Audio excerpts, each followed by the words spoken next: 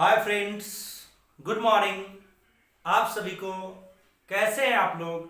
मैं उम्मीद करता हूं कि घर पे होंगे, स्वस्थ होंगे।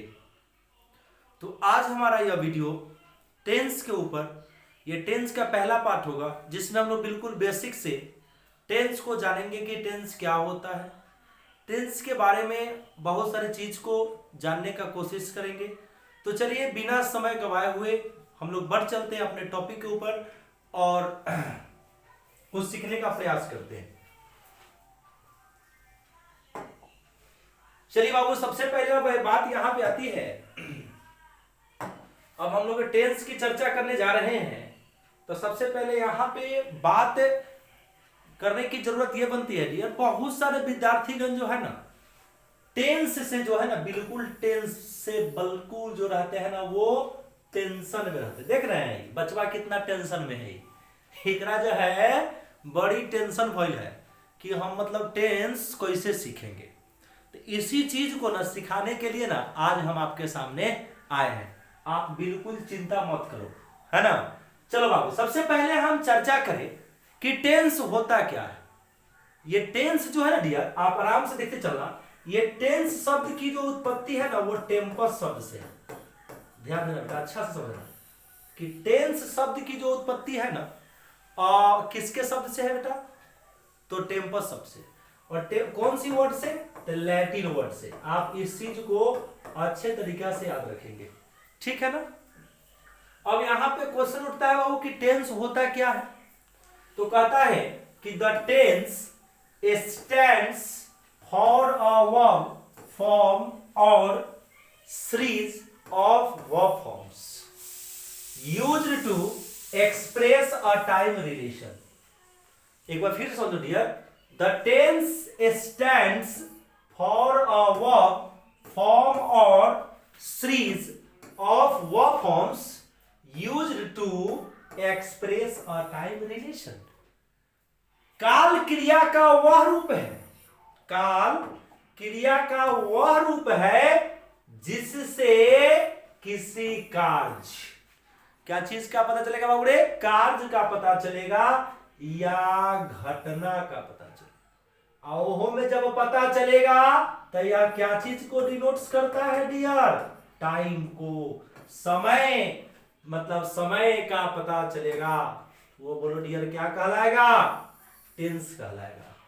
कोई दिक्कत तो नहीं है, बात समझ में आ गई होगी। चलिए आगे बढ़ते हैं।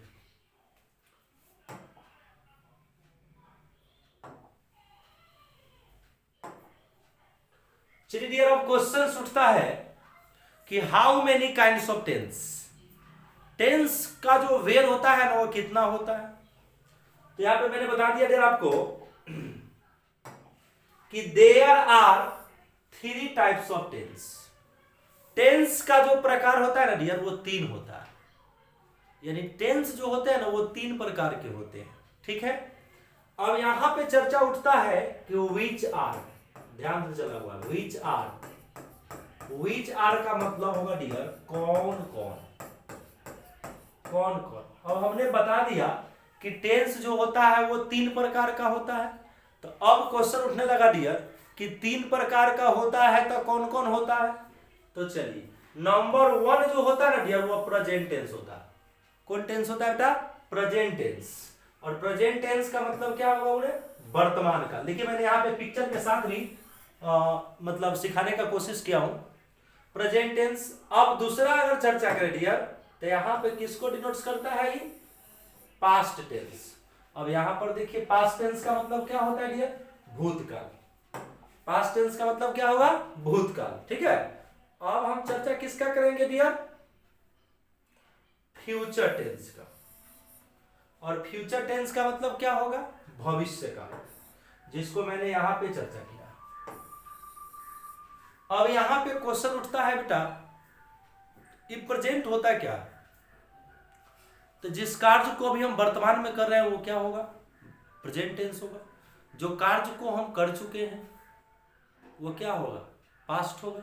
और जो काम किया जाएगा इन फ्यूचर वो क्या होगा, मतलब भविष्य काल होगा, ठीक है ना। चलिए आगे बढ़ते हैं लोग। अब यहाँ पे हम लोग ये बात जानने की कोशिश करेंगे डियर कि ये प्रेजेंट टेंस होता क्या है, प्रेजेंट टेंस कहते किसे हैं। और हमसे कोई पूछ दे कि प्रेजेंट टेंस तो बता दिया, जरा बताओ कि what is present tense. Present tense होता क्या है,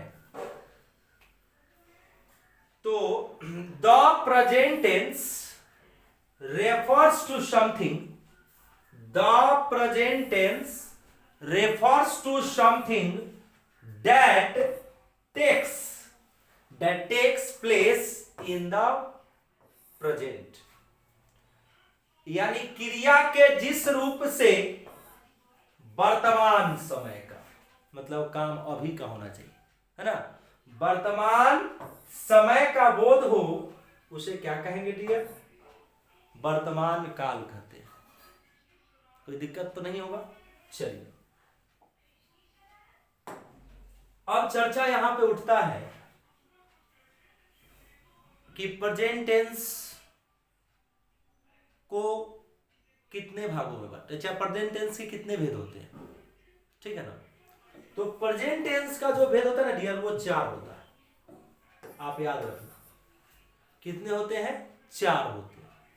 तो अब मैं प्रश्न है बाबू कि कौन कौन होते हैं, तो एक का नाम रखा गया सिंपल प्रेजेंट टेंस, ध्यान देना अच्छा से, सिंपल प्रेजेंट टेंस, और इसी का दूसरा नाम है बुआ प्रेजेंट इंडिफिनिट टेंस, ठीक है।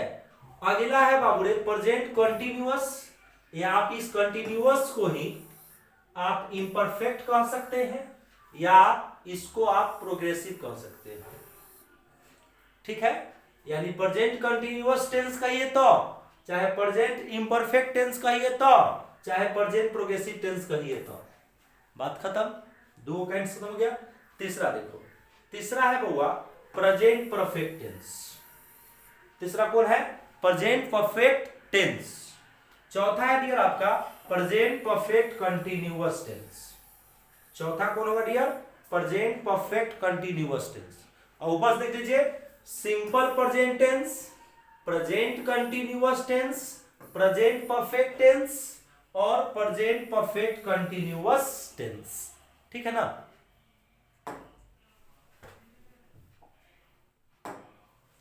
अब यहां पे डियर प्रश्न ये आता है कि प्रेजेंट इंडिफिनिट होता क्या है, प्रेजेंट इंडिफिनिट टेंस कहते किसे है। तो चलिए मैंने आपको शुरू में ऊपर लिख दिया है डियर,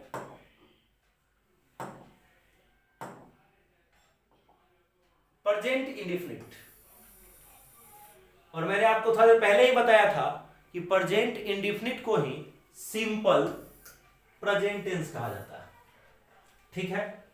अब चलिए जरा इसका कुछ है, कहता है बुआ कि सिंपल प्रेजेंट टेंस का प्रयोग वर्तमान समय के रूटीन, आदत, नियमित घटने वाली घटना, यूनिवर्सल ट्रूथ, अधिकार, अवस्था इत्यादि को बतलाने हेतु होता है। अब डियर प्रश्न उठता यह है कि यूनिवर्सल ट्रूथ क्या होता है। तो यूनिवर्सल ट्रूथ वह होता है डियर जो कभी बदलता नहीं है। अगर मैं आपको कहूं कि सूर्य पूरब में उगता था, क्या अब नहीं उगता है, उगता है ना, तो चेंज होने वाला है नहीं। ईमानदारी सबसे अच्छी नीति होती थी, क्या पहले होती थी, अब नहीं होती है, बिल्कुल होती है। कर्म ही पूजा होता था, कि होता है ना। आदमी मरणशील होता था, क्या अभी का आदमी बिल्कुल बलवान हो गया क्या, कि होता है। तो यूनिवर्सल ट्रूथ वह होता है डियर जो कदापि भी या कभी भी बदलता नहीं हो, उसको क्या कहते हैं डियर, यूनिवर्सल ट्रूथ कहते हैं। और प्रेजेंट इंडेफिनिट से हमको क्या क्या चीज हो जाता है वर्तमान में, तो रूटीन का, जो लोग डेली रूटीन में करते हैं, या आदत का, या नियमित घटने वाली घटना का, या यूनिवर्सल ट्रूथ का, वह क्या रूप आएगा, वो होता है सिंपल प्रेजेंट टेंस के रूप में आएगा, ठीक है ना। और जरा देखिए पहचान, हिंदी वाक्य जिस क्रिया के अंत में ता हूं, ती हूं, ते है, रहता है, उस क्रिया का अनुवाद प्रायः प्रेजेंट इंडेफिनिट टेंस में होता है। ठीक है बाबू, लेकिन ये हद तक ठीक है, यह बात तो हद तक ठीक है, लेकिन ज्यादा ठीक नहीं है। हम जब क्लास में पढ़ाते हैं ना तो इसको लिखा देते हैं कि यह सब बकवास है, यह सब बकवास है। डियर, यह कोई जरूरी नहीं है कि ता रहेगा, ती रहेगा, ते रहेगा तभी प्रेजेंट इंडेफिनिट होगा। मैंने आपको शुरू में बता दिया कि प्रेजेंट इंडेफिनिट टेंस को पकड़ने के लिए, जानने के लिए, पहचानने के लिए क्या उसका रूल है, नहीं है। ठीक है, तो आइए कुछ एग्जांपल से इसको सीखते हैं। अब यहां पे चर्चा अगर करूं तो अब मैटर उठता है स्ट्रक्चर का। अब इस स्ट्रक्चर को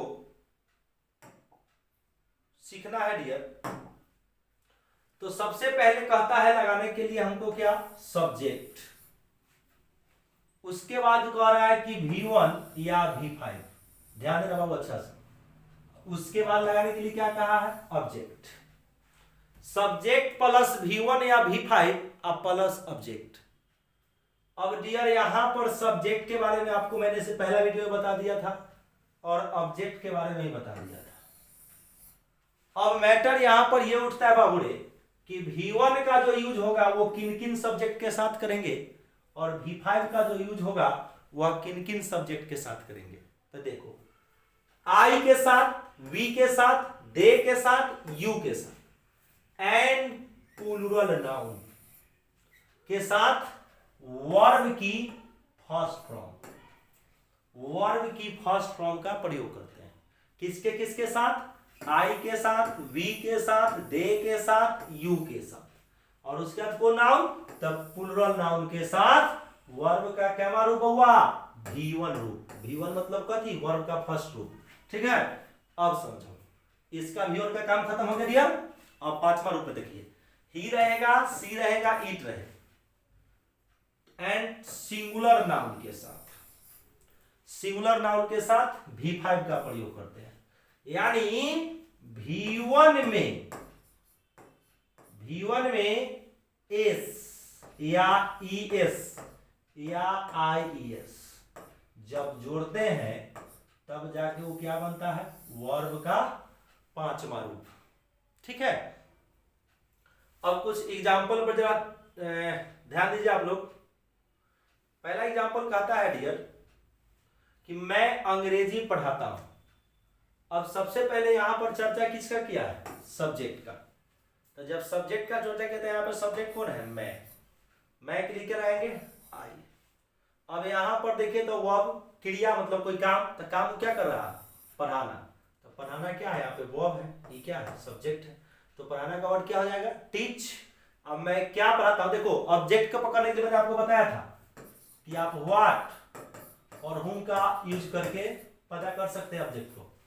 ठीक ना, तो आई टीच इंग्लिश, ये ऑब्जेक्ट के रूप में यहां कोई दिक्कत। चलिए, वह स्कूल जाता है तो ही गोज टू स्कूल। अगला है कि मैं राम पढ़ता है, तो क्या हो जाएगा, राम रीड्स। ठीक है, चलिए आगे।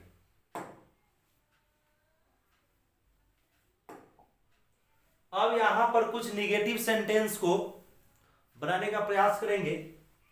नकारात्मक वाक्य को जरा देखिए, निगेटिव सेंटेंस को डियर। इसका अगर स्ट्रक्चर की चर्चा किया जाए तो पहले सब्जेक्ट डू या does, not, V1 plus object. आप याद रखना बाबू कि डू का जो यूज होगा ना वो आई के साथ, बी के साथ, दे के साथ, प्लूरल नाउन के साथ, आप याद रखना। ठीक है, अगला क्या है, डज का यूज तो ही के साथ, सी के साथ, इट के साथ, सिंगुलर नाउन के साथ क्या लगाएंगे, तो डज लगाएंगे, प्लूरल नाउन के साथ क्या लगाएंगे, तो डू लगाएंगे। ठीक है, अब देखो कहता है नंबर 1 एग्जांपल, तो ध्यान दीजिए बाबू कि हम पक्षियों को नहीं मारते। देखिए यहाँ पे पक्षी का चित्र लगा दिया बाबू समझने के लिए। अब इतना प्यारा प्यारा है, इसको मार सकते हैं वो, तो लॉकडाउन है। कहता है कि हम पक्षियों को नहीं मारते हैं। तो चलिए पहले क्या लेना था, सब्जेक्ट लीजिए भाई, सब्जेक्ट के रूप में क्या आएगा, बी। अब बताइए था कि बी के साथ क्या लगाना था, डू। तो लीजिए क्या लगा, डू। इसका कहानी खत्म, इसका कहानी खत्म, अब क्या बच गया, नॉट। तो लीजिए यहाँ पर क्या आ गया, नॉट। V1 के रूप में यहाँ पर काम देखिए तो क्या करना, मारना, किल, किसको, पक्षी को, द बर्ड्स। ठीक है, अगला देखो, वे पत्र नहीं भेजते हैं, तो they do not send letter. क्या बोलेंगे, they do not send letter. हो गया बच्चों। अब जरा हम लोग चर्चा कर लेते हैं किसका, इंट्रोगेटिव सेंटेंस का, प्रश्नवाचक वाक्य का। ठीक है ना। इसका स्ट्रक्चर डू या डच प्लस सब्जेक्ट, अगर निगेटिव होगा तो डॉट लगाएंगे और ना होगा तो ना लगाएंगे। ठीक है, उसके बाद वर्ड वन ऑब्जेक्ट, अब बच जाएगा लास्ट में, उसको क्या करना है, उतार देना है। ठीक है ना। चलिए देखिए एग्जांपल समझिए। क्या वह नहीं लिखती है, क्या वह नहीं लिखती है। तो चलिए पहले क्या कहा कि आपको डू या डज लगाना है। तो थोड़ा देर पहले मैंने आपको बता दिया कि डू का यूज कहां करना था, डज का यूज कहां करना था। तो लीजिए यहाँ पर सी था तो क्या लगाएंगे, डच। तो डज सी नॉट राइट।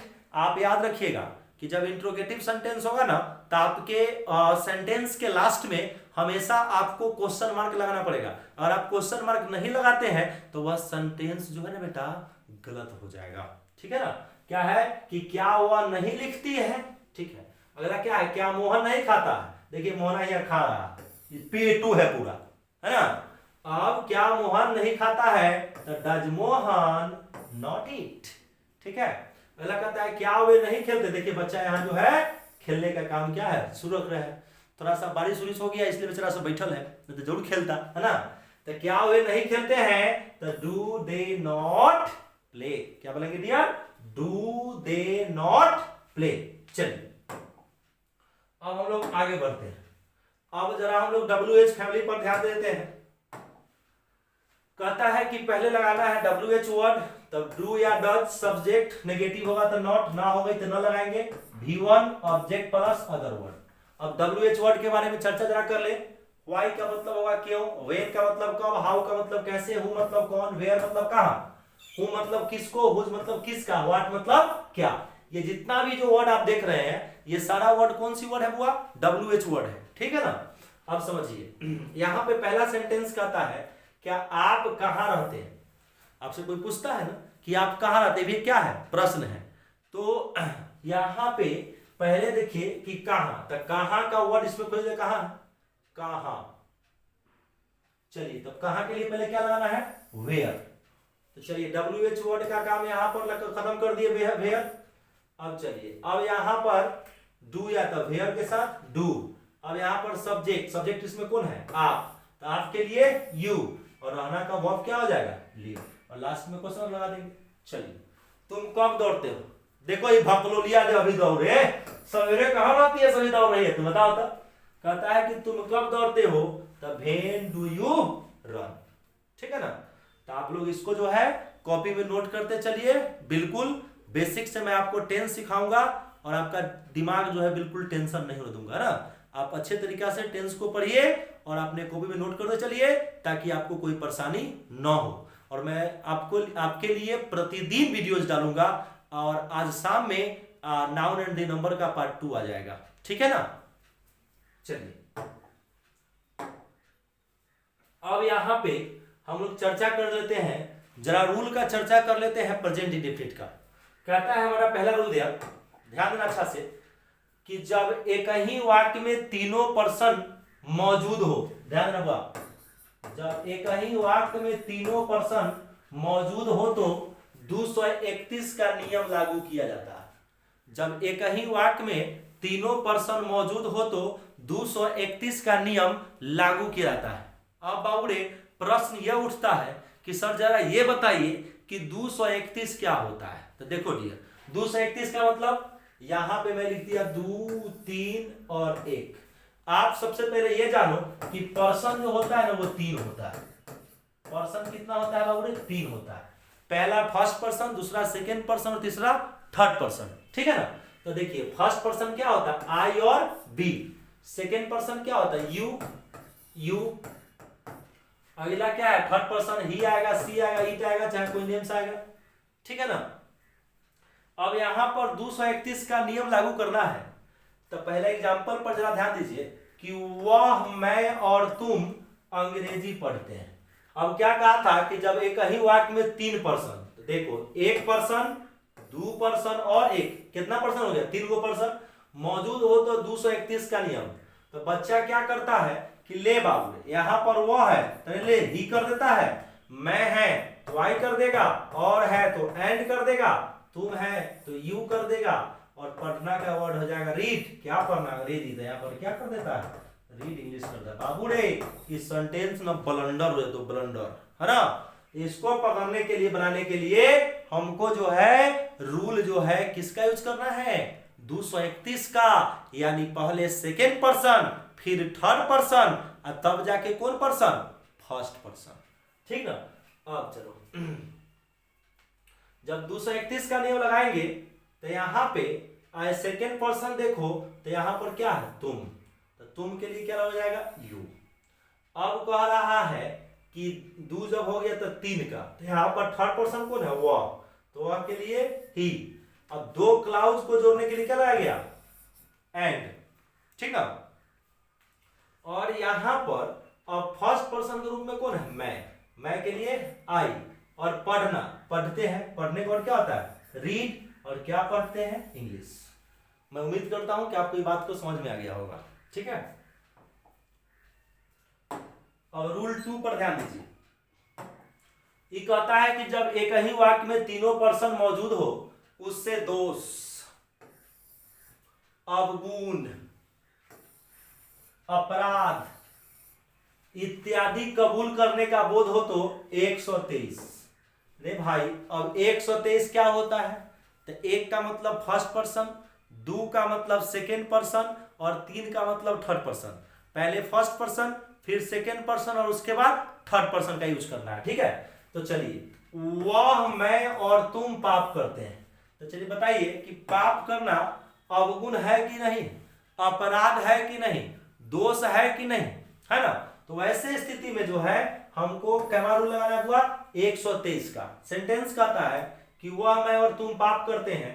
तो लीजिए भाई, अब बच्चा क्या कर देता है कि यहां पर देख रहा है 237 लगा देगा, पहले कि तुम था तो यू लगा देगा, थर्ड पर्सन के लिए ही लगा देगा, क्लास होने के लिए एंड, बच गया आई, और कमिट द सिन का मतलब होता है पाप करना। लो बाबू यो ब्लंडर हो गया, है ना। इसको बनाने के लिए हमको 123 का ये लगाना है, फर्स्ट पर्सन, सेकेंड पर्सन और थर्ड पर्सन। तो चलिए first person I, second person you, 2 clouds को जोड़ने के लिए एंड, और थर्ड पर्सन के रूप में ही, और लास्ट में क्या होता है, पाप करना, तो बोलते हैं उसको commit the scene, commit the scene. आप लोग इसको कॉपी में लिखते चलिए, बढ़िया से नोट्स को प्रिपेयर कीजिए, तैयार कीजिए, और घर पे रह के अच्छा से पढ़ाई करते चलिए, ठीक है। तीसरा रूल पर चलिए। तीसरा रूल कहता है डियर कि जब प्रेजेंट इंडेफिनिट में कोई क्रिया, ध्यान देना बाबू, आदतवश, कोई क्रिया आदतवश, स्वभाववश या मजबूरीवश, आदतवश, स्वभाववश या मजबूरीवश लगातार जारी रहती है, कार्य जो रहेगी ना वह लगातार क्या रहेगी, जारी रहती है, तो कीप ऑन या गो ऑन का प्रयोग किया जाता है, का प्रयोग किया जाता है। अब चलिए बाबू, अब यहां पे स्ट्रक्चर पे जरा ध्यान दीजिए। स्ट्रक्चर कहता है कि सब्जेक्ट प्लस गो या कीप और उसके साथ ऑन, V4, यानी वर्ब 1 में जब ing लगाते हैं तो वर्ब का क्या बताया, चौथा रूप बन जाता है ना, ऑब्जेक्ट प्लस अदर। चलिए अब यहाँ पे डियर प्रश्न ये उठता है कि सर जरा ये बताइए कि हम गो ऑन का यूज कहाँ करेंगे और कीप ऑन का यूज कहाँ करेंगे। देखो वो दोनों कॉमन है, आप किसी भी सब्जेक्ट के साथ गो ऑन और किसी भी सब्जेक्ट के साथ कीप ऑन का यूज कर सकते हैं, इसमें कोई टेंशन लेने वाली बात ना है, ठीक है। अब तक का एग्जाम्पल देख लो, हुआ कहता है कि वह दिन भर पढ़ता रहता है। अब देखो जरा रूल पर ध्यान देना कि जब प्रेजेंट इंडेफिनिट में कोई क्रिया आदतवश अब वह दिन भर पढ़ता रहता है तो ऐसा होगा कि उसके पढ़ने का उसके पढ़ता मतलब उसका पढ़ने का जो होगा ना वह क्या होगा, हैबिट हो सकता है। अगला क्या कहता है कि स्वभाव, या उसका पढ़ने का जो होगा ना वो क्या होगा, तो स्वभाव हो सकता है। ठीक है। अगला क्या कहता है कि मजबूरी बस, या उसका कोई प्रेशर होगा, गार्जियंस का प्रेशर होगा बाबू, इसलिए कहे वो क्या करता है, लगातार दिन भर जो है पढ़ते रहता है। तो यहां पर जब कोई कार्य प्रेजेंट इंडेफिनिट में क्या रहेगा, आदत बस रहे, स्वभाव बस रहे, या मजबूरी बस रहे, लेकिन क्या रहेगा, लगातार अगर जारी रहता है तो कीप ऑन या गो ऑन का प्रयोग किया जाता है। देखिए इसको आपको बता दिया, मैं दिन भर पढ़ाता रहता हूं, ये क्या है, मेरी भी मजबूरी है भाई, अगर नहीं पढ़ाएंगे तो पेटवा तो नहीं भरेगा, ये मजबूरी है ना। अगर हर चीज होता तो कोई जरूरत था अभी यहाँ पे बोलने का, आराम से घर पे बने रहते हैं, लॉकडाउन 6 महीना हो जाता, 7 महीना, सालों भर रहता, रात्रि से सूतल रहते, कोई टेंशन नहीं। लेकिन क्या करें, मजबूरी है, इसलिए मजबूरी बस, आदत बस, स्वभाव बस का मतलब कोई ऐसा सेंटेंस बनाना हो तो सब्जेक्ट प्लस गो ऑन या keep on plus before plus object का यूज करेंगे। ठीक है। तो क्या कहता है कि मैं दिन भर पढ़ाता रहता हूं, तो क्या बनाएंगे, I keep on teaching whole day. ठीक है। चलिए अगला रूल देखते हैं हम लोग। अब अगला रूल है डियर कि जब प्रेजेंट इंडेफिनिट में एक ही क्रिया और क्या करेगी, लगातार चल रही हो और दूसरी क्रिया होने की कोई संभावना न हो, दूसरी क्रिया होने की कोई संभावना न हो, तो डू लगाइए चाहे does according to the subject, और उसके बाद नथिंग बट का प्रयोग किया जाता है। जो कार्य होगा ना वही चलते रहेगा, दूसरे होने का कोई उपाय नहीं होगा। तो वैसे स्थिति में क्या लगाना है बाबू, डू या डज प्लस नथिंग बट। चलिए जरा स्ट्रक्चर पर ध्यान दीजिए डियर, सब्जेक्ट प्लस डू या does plus nothing but V1 plus object. देखिए सेंटेंस, मैं दिन भर पढ़ाता ही रहता हूं। अब बताइए क्या कार्य जो है, एक वाला कार्य जो है दिन भर क्या करना, पढ़ाना। तो जब कर्जवा क्या है, एक वो है, कब तक, दिन भर पढ़ाना। अब दूसरा कार्य होने का कोई संभावना है, बिल्कुल नहीं होगा, क्योंकि मेरा प्रोफेशन क्या है, पढ़ाने का, पेशा मेरा क्या है, पढ़ाने का। अब अपने कार्य को क्या कर रहा हूं, लगातार एक मतलब पढ़ाते रहा हूं, तो दिन में दूसरा कोई तो काम नहीं हो सकता है। तो वैसे स्थिति में सब्जेक्ट प्लस डू या does plus nothing but plus V plus object का यूज करें। जैसे देखो मैं दिन भर पढ़ाता रहता हूं, तो सब्जेक्ट के रूप में आई के साथ डू, सारे सब्जेक्ट के साथ नथिंग बट, और V1 के रूप में टीच, और दिन भर के लिए होल डे। ठीक है। मेरा कहता है वह दिन भर खेलते ही रहती है, तो she does nothing but play whole day. कोई दिक्कत? चलिए अब हम लोग टाइप 5 पर देखेंगे। 5वां रूल कहता है कि जब वर्ड पर जोर डाला जाए तो प्रेजेंट इंडेफिनिट में, प्रेजेंट इंडेफिनिट में सब्जेक्ट के बाद डू या डज का प्रयोग किया जाता है। जैसे देखो एग्जाम्पल पर ध्यान दीजिए, मैं अंग्रेजी पढ़ाता तो हूं। अगर आपसे कोई पूछे, कोई चाहे कह दे ए रंजन सर अंग्रेजी नहीं पढ़ाते, भाई पढ़ाते तो है, तो उन्हीं पर क्या हुआ, कार्य पर जो है ना ज्यादा जोर हो गया, फोकस हो गया, पढ़ाना। रंजन सर पढ़ाते तो है, तो यहां पर क्या हुआ कि थोड़ा कार्य जो था ना उस पर ज्यादा क्या कर दिया, जोर डाल दिया, क्रिया पर क्या किया, ज्यादा जोर डाल। तो जब क्रिया पर कोई भी बात प्रेजेंट पर मतलब जोर कर मतलब जोर से बोला जाए तो वहां पे क्या करेंगे, पहले सब्जेक्ट डू या डज V1 प्लस ऑब्जेक्ट। ठीक है। मैं अंग्रेजी पढ़ाता तो हूं, तो चलिए लीजिए सब्जेक्ट के रूप में आई के साथ क्या आएंगे डू, कार्य देखो तब V1 के रूप में क्या कर रहा है, पढ़ाना। तो पढ़ाना का वर्ड क्या हुआ, टीच, क्या पढ़ाते हैं, अंग्रेजी, तो इंग्लिश हो गया। अगला कहता है वो अंग्रेजी जानती तो है। अरे क्या कि रेखा अंग्रेजी नहीं जानती है, नेहा अंग्रेजी नहीं जानती है, नंदनी अंग्रेजी नहीं जानती है। कौन बोला कि नहीं जानती है, अरे जानती है। तो उस पर क्या होता है, मतलब वर्ब पर क्या कहता है, जोर दिया जाता है। ठीक है। तो क्या बनेंगे, सी डज नो इंग्लिश। क्या बोलेंगे dear, she does know English. चलिए अब देखिए यहाँ पे मास्टर साहब पढ़ा भी रहे हैं, यहाँ पे जो है देखिए मास्टर साहब पढ़ाने का भी कार्य कर रहे हैं, कोई दिक्कत नहीं है। अब हम लोग अगला रूल पर ध्यान देंगे। अगला रूल कहता है 6 नंबर कि जब सब्जेक्ट पर जोर डालकर कोई बात कही जाए, जब सब्जेक्ट पर जोर डालकर कोई बात कही जाए तो वाक ईट से शुरू होता है। वाक जो होगा ना डियर, वह ईट से शुरू होता है तथा सब्जेक्ट के बाद हु या विच का प्रयोग किया जाता है। हु या विच का प्रयोग किया जाता है। आप इसके साथ अगर चाहे, चलिए स्ट्रक्चर पर ध्यान दीजिए। पहले फिर बताता हूं मैं इसका रूल। पहले स्ट्रक्चर शुरुआत किसे करना है? इट इज से। फिर आपको क्या लगाना है? सब्जेक्ट।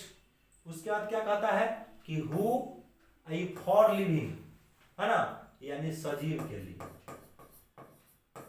अगला क्या कहता है? विच का जो यूज करेंगे वह फॉर नॉन लिविंग, यानी निर्जीव के लिए। आई दोनों में अगर दिमाग मेरा खराब हुआ तो आप कुछ नहीं कीजिएगा और फिर से लेके क्या लगा दीजिएगा? डेट लगा दीजिएगा। डेट का जो यूज होता है ना वो बोथ के लिए होता है ना, दोनों के लिए हो जाता है। और उसके बाद V1 या V5 plus object, according to the subject आपको यूज करना है V1 या V5। ठीक है। कहता है कि मैं ही तुमसे प्यार करता हूं। अब क्या हुआ कि सब्जेक्ट पर जोर दिया ना कि मैं ही तुमसे प्यार करता हूं। दूसरा प्यार करने वाला कोई है? नहीं। कौन है? मैं हूं।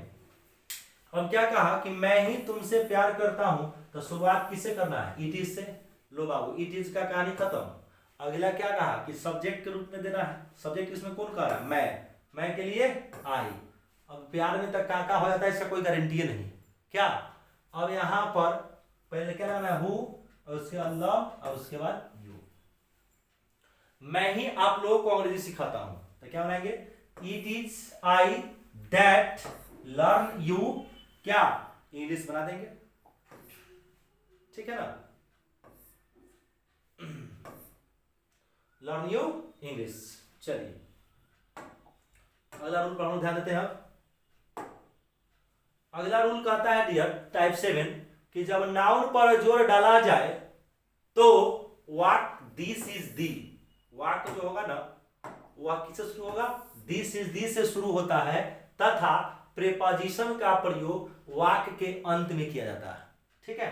चलिए अगर जिसमें रहेगा ना तो जिसमें के लिए क्या लाएंगे? इन।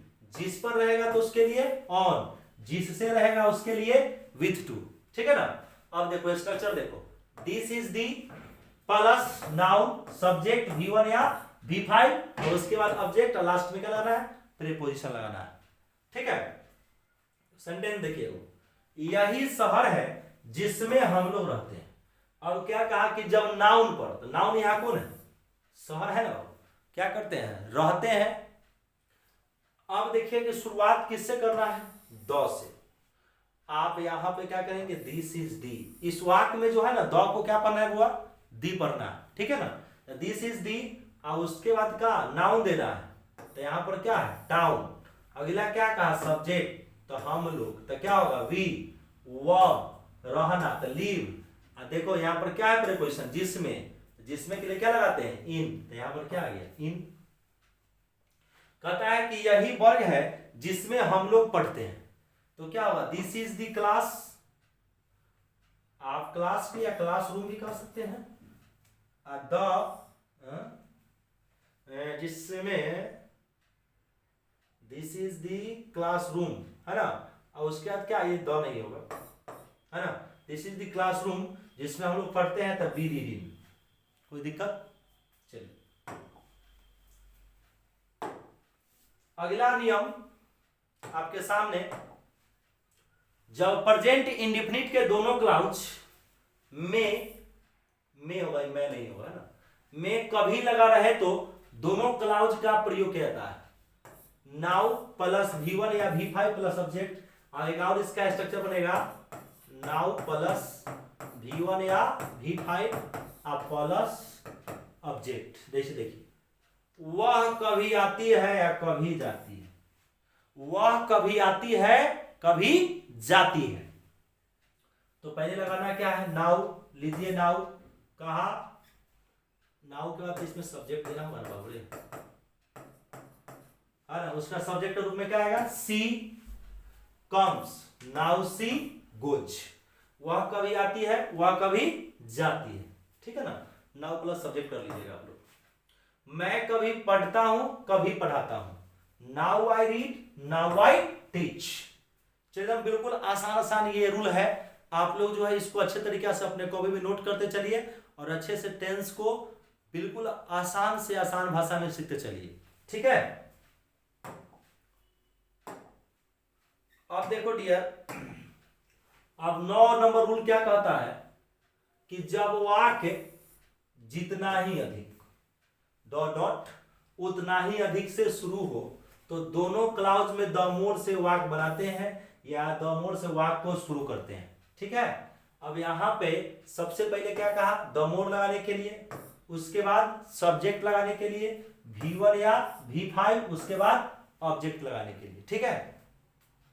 एग्जाम्पल कहता है कि मैं जितना ही अधिक पढ़ाता हूं उतना ही अधिक डांटता हूं। देखो क्या कहा था कि जितना ही अधिक, यहां भी देखो जितना ही अधिक, उतना ही अधिक, देखो बाबू उतना ही अधिक। मैं जितना ही अधिक पढ़ाता हूं उतना ही अधिक डांटता हूं। तो the more I teach the more I scold, ठीक है। किसी कोई दिक्कत। अगला कहता है वह जितना ही अधिक खाती है उतना ही अधिक खेलती है। चलिए तो द मोर इट्स, वह जितना ही अधिक खाती है, वह जितना ही अधिक खाती है, तो द मोर सी इट्स होगा ना, the more she eats, the more she plays. कोई दिक्कत। आइए अगला कहता है कि जब सब्जेक्ट स्वयं कोई कार्य ना करे और दूसरे से करवाए तो प्रेजेंट इंडेफिनिट में गेट का प्रयोग किया जाता है तथा ऑब्जेक्ट के बाद V3 वर्ब का तीसरा रूप यानी मतलब रखा जाता है चाहे प्रयोग किया जाता है। स्ट्रक्चर क्या होगा, subject plus gate plus object plus verb का रूप तीसरा रूप। अब देखो एग्जांपल देखो, वह पत्र लिखवाती है, वह पत्र लिखवाती है। तो जरा बताइए कि वह कार्य करने वाला खुद है कि कोई दूसरा है।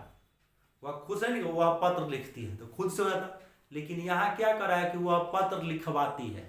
इसका मतलब क्या हुआ कि वो अपना कार्य को जो है ना वो खुद से नहीं करती है, उस कार्य को जो है ना वो दूसरे से क्या करती है, करवाती है। तो वैसी अवस्था में जो है हमको वर्ब का तीसरा रूप गेट के बाद क्या करना है, यूज करना है। जैसे देखिए सी गेट्स अ लेटर रिटेन, ये वर्ब का रूप हो गया तीसरा। जैसे देखो V1 V2 V3, right road, ये क्या हो जाएगा, रिटेन, ठीक है। अगला क्या कहता है, मैं अंग्रेजी बोलवाता हूं, खुद बोलता नहीं हूं, दूसरे से क्या कर रहा हूं, बोलवा रहा हूं, कार्य कोई दूसरा कर रहा है ना। तो चलिए आई गेट इंग्लिश स्पोकन, ठीक है। अगला कहता है कि मैं पौधों में पानी पटवाता हूं, खुद से नहीं, दूसरा कर रहा है ना। तो आई गेट द प्लांट्स वाटरेड, ठीक है।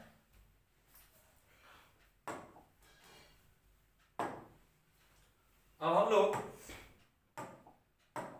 आगे चलते हैं। कहता है कि जब प्रेजेंट इंडेफिनिट में कोई कार्य मजबूरी वश किया जाए तो हैज टू, मजबूरी वश, हैज टू या हैव टू का प्रयोग किया जाता है।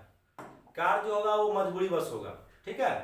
सब्जेक्ट प्लस हैव टू या has to V1 plus object. कहता है कि मुझे अंग्रेजी बोलना पड़ता है। देखो बाबू वह बोलने के लिए तो हिंदियों बोल सकता था, लेकिन उसका क्या है, मजबूरी है क्या बोलने का, अंग्रेजी बोलने का।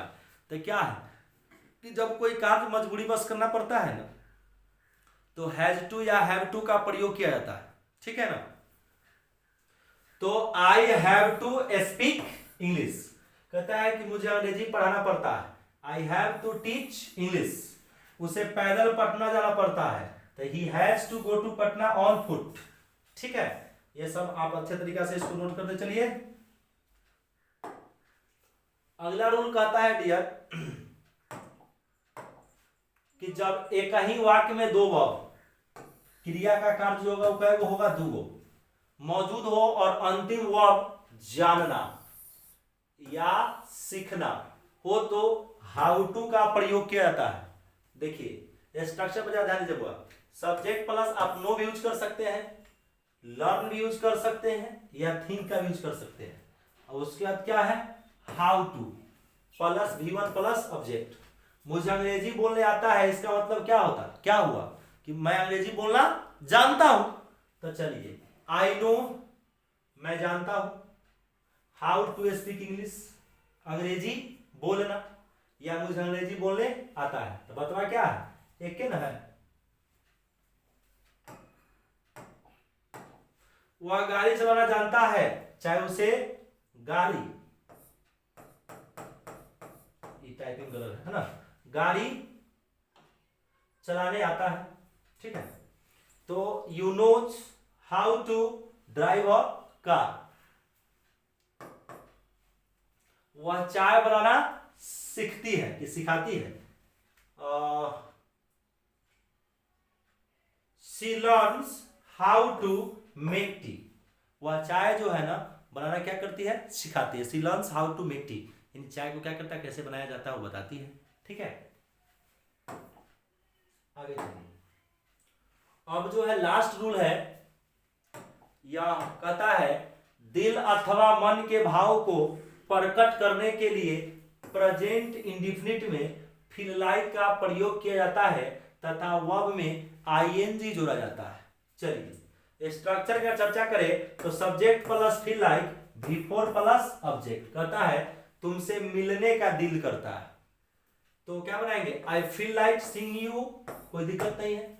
और आप एक मैं क्वेश्चन देता हूं, इसको सारे लोग जो है बनाकर मुझे कमेंट जरूर करेंगे कमेंट बॉक्स में, ताकि मैं देख सकूं कि कितना लोग इस चीज को सीख पाए, ठीक है।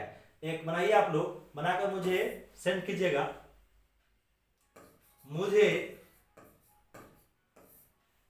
घर जाने का दिल करता है, मुझे घर जाने का दिल करता है, मुझे घर जाने का दिल करता है। ये सेंटेंस को आप लोग को बनाकर मुझे कमेंट बॉक्स में क्या करना है, सेंड करना है। अगर ये वीडियो आपको अच्छा लगता है तो लाइक शेयर एंड सब्सक्राइब करना ना भूले। जय हिंद, जय भारत।